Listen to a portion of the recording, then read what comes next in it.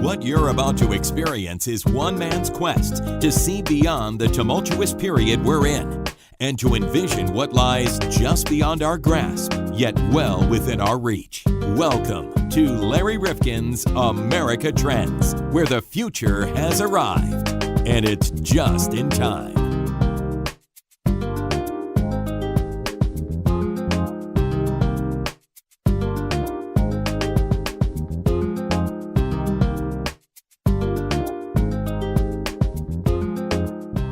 I'm Larry Rifkin, and welcome to another episode of America Trends. The general rule has been that better living through science would keep us living longer, one generation to the next. And we've seen that play out in America over the most recent period. But an alarming trend is now taking hold. And while life expectancy at birth will continue to rise substantially for residents in most industrialized nations, the trend in America is in fact reversing. Want one leading indicator of all of this? The U.S. is the first high-income country to see a halt to the pattern of increasing height in adulthood. Experts tell us this is a reliable indicator of improving public health. Researchers now say that here in the United States, we will fall further behind, and that by 2030, life expectancy at birth might be similar to the Czech Republic for men and Croatia and Mexico for women. None of these signs are good. Americans will gain only a couple of years of life expectancy between 2010 and 2030, according to research reported recently in The Lancet that comes from the Imperial College in London, keeping lifespans here in the early 80s for women and the late 70s for men. So what are the reasons for the lag here in the U.S.? Joining us today on America Trends to discuss this issue is Dr. Elaina George, author of the book Big Medicine, The Cost of Corporate Control and How Doctors and Patients Working Together Can Rebuild a Better System. Great to have you with us, Dr. George. And this new research talking about life expectancy in America and the fact that we might see it go down further over the coming years, does any of this surprise you? Unfortunately, it doesn't. We're not living in times where, everything that we're eating and the stress level, you name it, things are seeming to work against us. And doctors are having a tougher time keeping our patients healthy. And when you look at the various factors, starting right out of the gate with our higher than most infant and maternal mortality rates, how can we as the United States look at that and not be horrified? I mean, when you compare us to the developing world, it is really shocking that we struggle as much as we do. I think, again, it's multifactorial. I'm not sure that the diets that we're eating with all the preservatives and processed foods are all that healthy. We certainly don't exercise and take good care of ourselves like we used to. We're living in a toxic environment where food, the water, even the medications that we're taking are having an effect on our ability to stay healthy and have our bodies heal themselves. One of the researchers involved with this most recent study said that Americans get off to a really bad start to life in nutrition and education.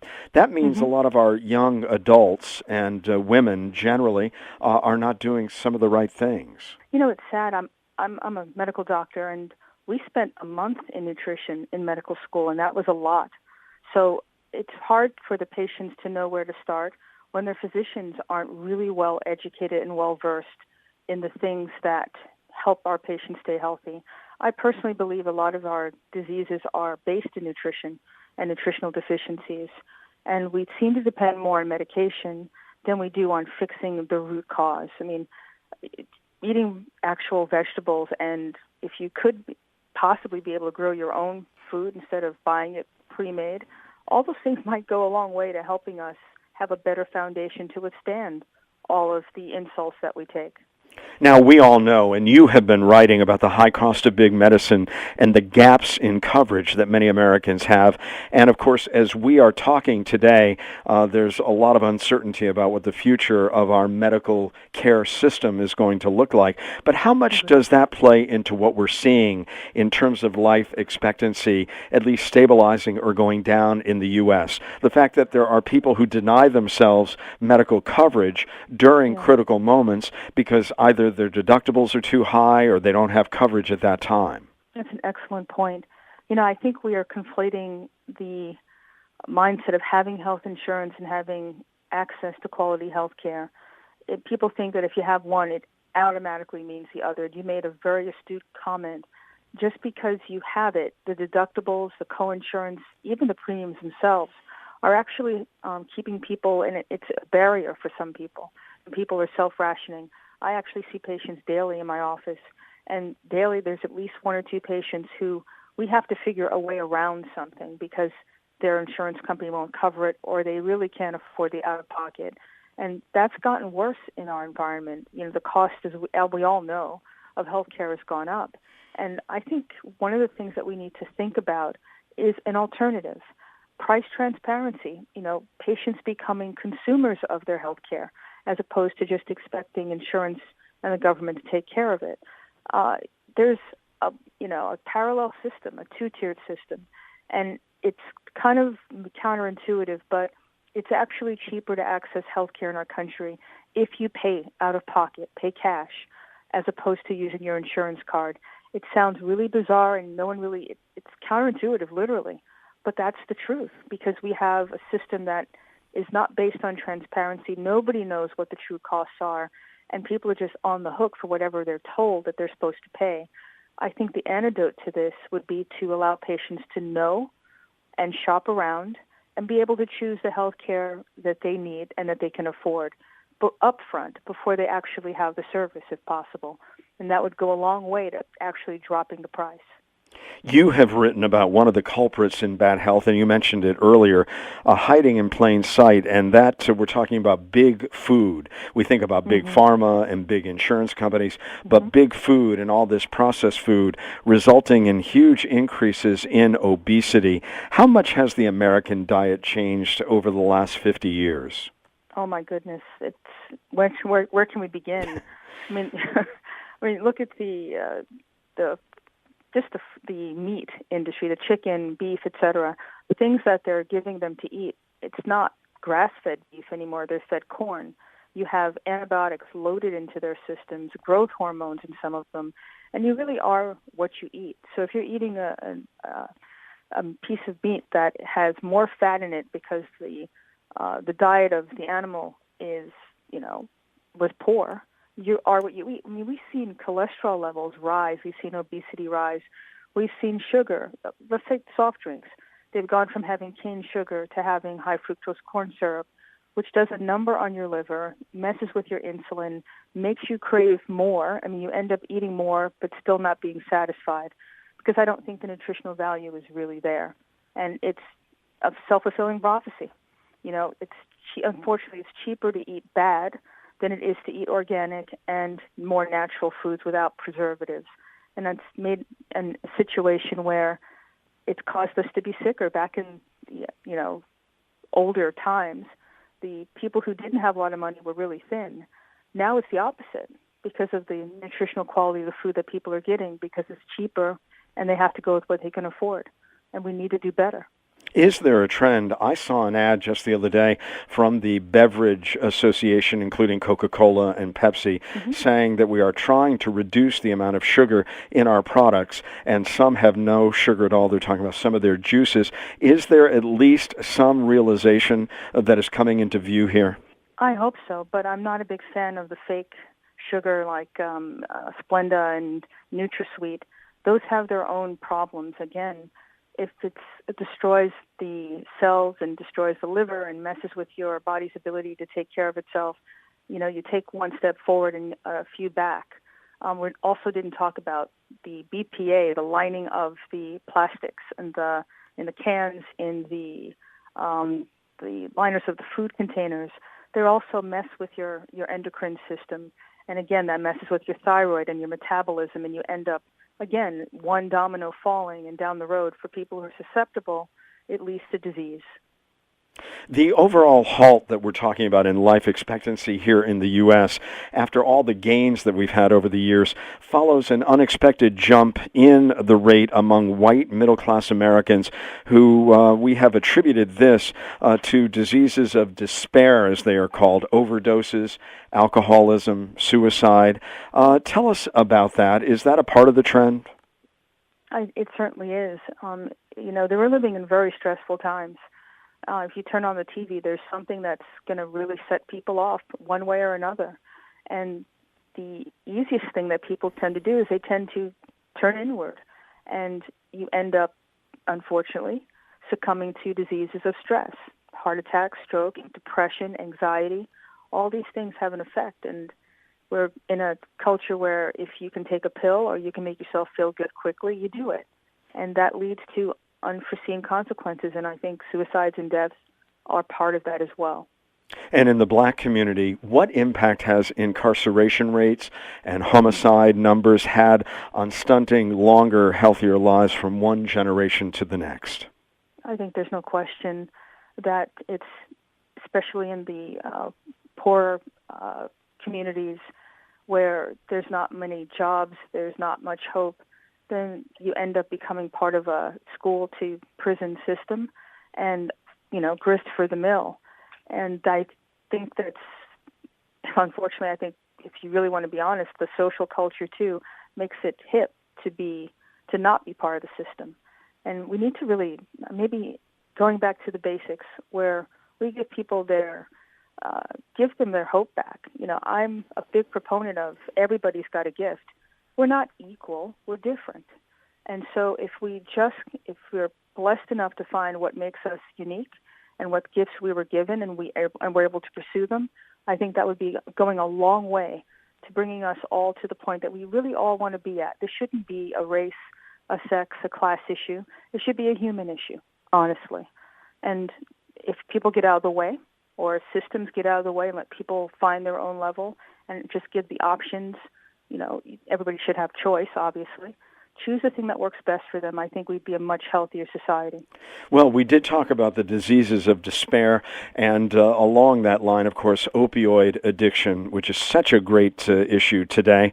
As you look at that, how important is it for us to look as the medical community at different ways of dealing with pain management?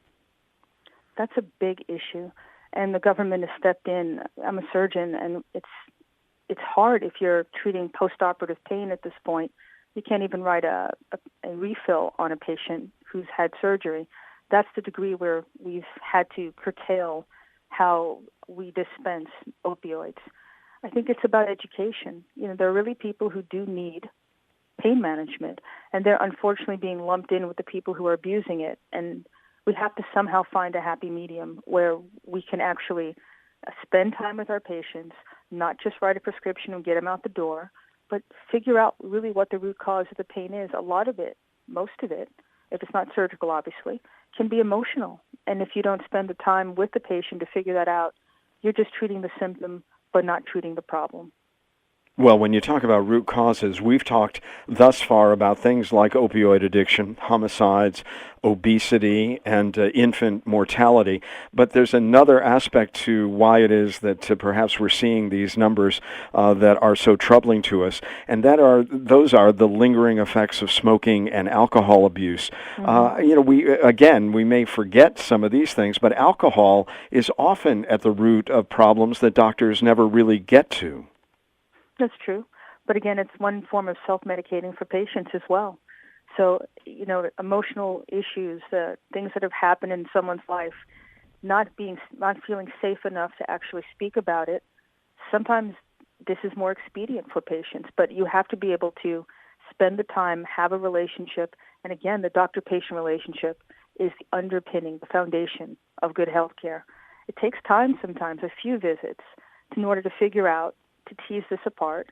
And I've been in positions where I've spent an hour and a half with patients, and it's not an ENT problem, it's an emotional issue. And it's so satisfying for me as well as the patient, for them to finally feel like they were listened to. I mean, it sounds a little earthy, crunchy, but that's the art of medicine. It's not always about prescribing a drug. it's about listening and having a relationship and a connection with the patient. And I think that's, again, our society is in a position where we don't connect with each other. We talk at each other. We don't do any due diligence. We just assume by how someone looks or where they're coming from that you can just jump to the end point of what you think they are about. And we need to take a step back from that, I think. Well, a lot of the issues that we're talking about related to life expectancy are a result of a great study by Imperial College in London. And Dr. George, they ran these numbers through 21 statistical models, and they found, like other researchers have in the recent period, that the advantage that women have had in terms of life expectancy is beginning to narrow with the men. So as they live lives more like men in terms of working longer hours under stressful situations, leading to injuries, lung cancer, heart disease. Do you see that narrowing happening between the sexes? Absolutely. I mean, again, you just described exactly why. Because women are doing exactly what men did. You know, they're leaving their children, they're working longer hours, maybe more than one job, just to keep everything afloat. I mean, economic times and social time, everything that's going on is additive. And sometimes you just feel like you have no escape. And again, it all drops down to stress. Stress it does kill. It causes a lot of changes from an endocrine standpoint, a cellular standpoint, how long cells are able to repair themselves or survive. It all counts. And unless we find a way to either opt away from it, find a different way to deal with it, or somehow change our society so that we don't get inundated by this anymore, I think that we're on this path it's not sustainable for anybody. The culture that we live in terms of the way we think about work, the connectivity now 24/7, all of these are contributing factors. I think you can also talk about the cell phone, the electromagnetic radiation from the cell phone. There's been, I mean, people live with this stuff. I mean, they have it by their bedside, by their head, by their bedside table so they can, check their email or get a whatever call. Maybe we need to unplug from that as well, because that's also been shown to cause cellular damage. And that's something you can control. Have a finite amount of time that you spend with it. Have some downtime where you carve out time where you're just not plugged in. I think that would also give people a lot of perspective. There's too much, following every single thing that goes on, having an emotional response to whether something's good or something's bad, whether your team is winning, whether it's losing. It's just outside of you. People need to connect with themselves. I think that would be very helpful. And how reliant have we become on Hail Mary technology, thinking we can do all the wrong things until that final point when somebody's going to take care of us and correct whatever mistakes we've made over a long period of time? That's a problem. Take a pill and it'll fix it. Don't exercise. Just take something to speed up your metabolism. I don't think there's really healthy shortcuts. Some people may need them, but it's not for everybody. And it's about going back to basics and the fulfillment, the satisfaction of doing something from the beginning the right way. I think there's something to be said for that. I mean, when you put some skin in a game and you actually put some sweat equity in, it has a lot more longevity in terms of how you feel about yourself, others, when you do that. And sugar has really become a culprit identified by many for some of the problems that we're seeing. How much do you attribute to our problems nutritionally to sugar? Well, sugar can cause inflammation, and the gut is the major player. Most of our immune system, 70%, is in the gut, but also factors that control our emotion are also in the gut. I didn't realize this. Took me a while to learn about this, but the neurotransmitters that we think about, emotion, happiness, sadness, it's anxiety, you think it's just the brain, but it actually isn't. It's the gut. And when your gut is inflamed, all of those factors can be deranged. They go off of center, off of balance. And sometimes nutrition, if you can right the ship, probiotics are a great idea, digestive enzymes, not eating processed foods, cutting back on your sugar. You can actually and have your GI tract work properly. You can actually get a perspective, and some of these things that people think they have diseases, they don't feel well, can actually lift dramatically and reverse completely. If we looked at various investments that we could make, which of the following do you think might help us reverse some of these longevity trends that are so disturbing? Early childhood nutrition, for example. Mm. Well, it's going back again. It's what you feed. You are what you eat. So maybe instead of nuking things and putting them in the microwave, actually cook for your child. Make sure they get sleep. Make sure they are not on the cell phone or the iPad or the electronic device, and they actually get some sleep. You know, most of the reparative aspects of our body happen when we're sleeping. So if you're getting, 4 or 5 hours a night, you're perpetually under stress. And as a child, if your child isn't sleeping an adequate amount of time, again, it's going to stunt their how their body functions and how they develop. There's no brainer on that. Okay, let me give you another one. Rules against advertising food products to children. Yeah, I think that's a good idea. I do remember when I was a kid, all of the sugar commercials and the candy commercials. Kids really take that in. And it's not just that, it's on the internet as well. So you really need to watch what your children are watching on YouTube, because it's kind of subtle. Parents wouldn't even think that that's being marketing, an area that can be marketed to kids, but it's everywhere they turn. We didn't have that. And again, it's about taking control of what your child is able to see and what they're able to, and being with them so you can explain things to them, why something's not right. And I think if you don't introduce all these sugary things when they're really little, then their taste changes, and they really don't want all of that stuff. What about an emphasis on physical education? When I was growing up and John F. Kennedy was president, that was a big consideration, and lots of people were paying attention then. Oh, yeah. I mean, they don't even have physical education in some schools at this point. That's a big deal. Just to release tension, embrace your endorphins, get your endocrine system, everything, moving, helps you learn better, helps you, I think ADD and ADHD may be less of an issue if kids were able to actually release that energy somewhere else and be able to come back and concentrate. It's extremely important. If they don't have it in school, you should have it somehow, an outlet that your child could do, that they can get their heart rate up and exercise instead of video games. What about more research on sleep and perhaps the beneficial effects of things like yoga? Anything that's going to help your brain turn off is a good thing. Yoga helps with energy balance. It helps with the cortisol production. It lowers it, and it helps with your feeling of well-being.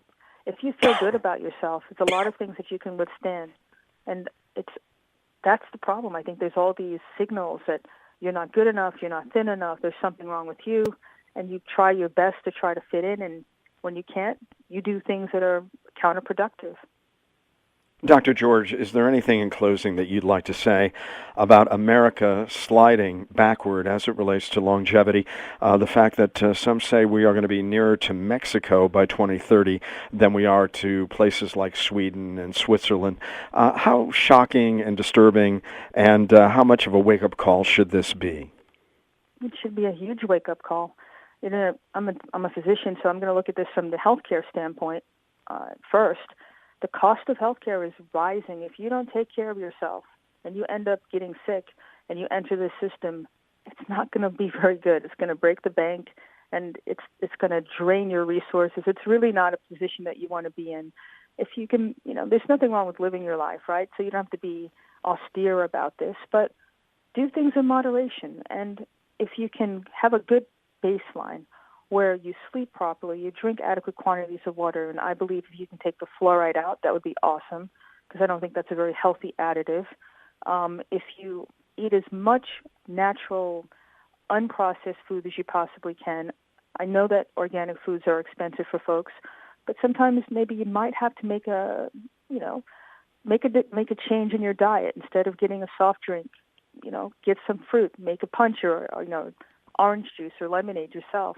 Add your own sugar, raw sugar to it, or stevia, instead of something that's already made for you. These are things that will make you, put you in a better baseline, less chance of obesity, better resistance to your immune system, better ability to withstand insults, psychological, social. It don't matter when you actually have a thyroid and an endocrine system that works well. I mean, your stress system, when it's overtaxed, everything seems like the worst thing possible. So all of these things would give you better foundation to withstand it, to get a perspective on it, and to, thrive. There's no reason why we can't thrive in our environment. It's up to us to change our mindset. Thank you so much. I appreciate you being with us. So John, my producer, engineer, man about town, he's here with me. And John, you just heard Dr. Elaina George, and she talked about all kinds of things related to life expectancy. Did any of that surprise you, John? No, I've been curious about this myself for a long time, and on your show we've had Food is Your Medicine. Remember all those shows? And Sugar is Your Enemy. Right. All kinds of things. Right. Yeah.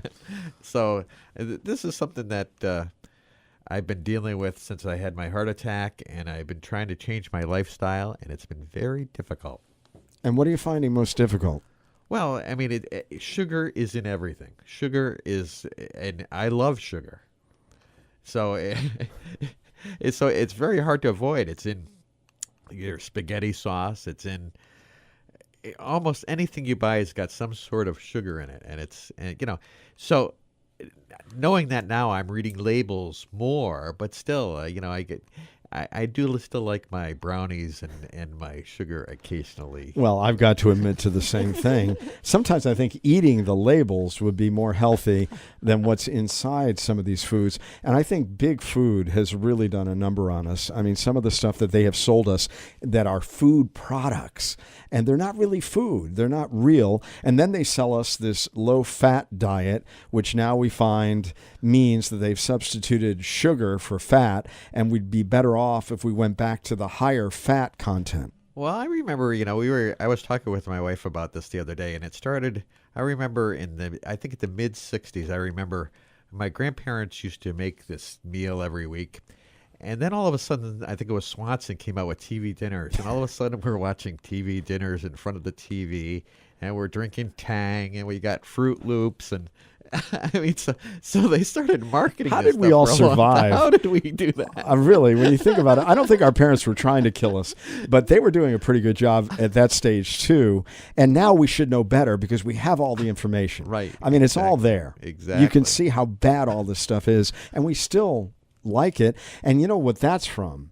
That's from the fact that these food scientists, and we've had them on our programs in the past, I mean, they have built this stuff to be addictive. Exactly. They know this is like crack food. It hits the pleasure portions of your brain, and you love it.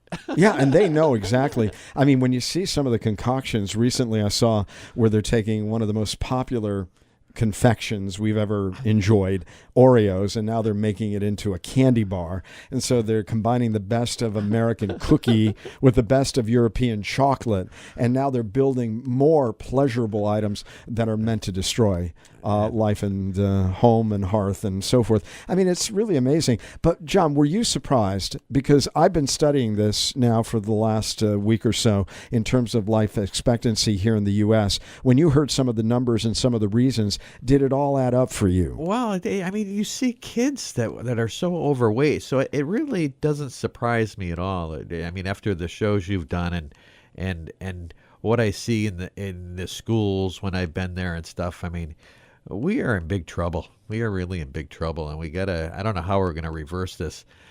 And, this is, like she was saying, this is why our medical is so expensive. It's, it's bad. Well, when you look at it, there are a whole host of things that are going on here, including stress levels, the way we work in America, where we celebrate the fact that we don't take vacations. And everybody else is taking a siesta every afternoon in other developed countries, and they're taking August off. And we say, no, we're America. We've got to keep working. And maybe we're just driving ourselves into the ground, really, by many of our behaviors and our cultural mindset. We certainly are. We certainly are. We gotta figure this out and get back on the or we're gonna spend our golden years in places we don't want to spend them. Well, they do say that a lot of us are living longer, but with chronic disease as our companion. Well, again, life expectancy, an issue that I think we thought we had really figured it out. We thought science was going to bring us to another place, and we hear these numbers about people living till they're 120, but that's not the case right now, and there's still so much that we are doing that we expect the scientists and the pharmaceutical companies to be able to overcome, and it may not happen, at least in the next 20 or 30 years. So you better take some of these admonitions to heart and do a better job. Yeah, absolutely. Like she said, you got to get back to basics, and it's so difficult to do it, but we got to keep pushing. All right. Well, John, thank you. America Trends. And keep listening to us. You can find us here at rifkinradio.com and, of course, on iTunes and Stitcher and many other sites to be determined. But thank you again for coming by.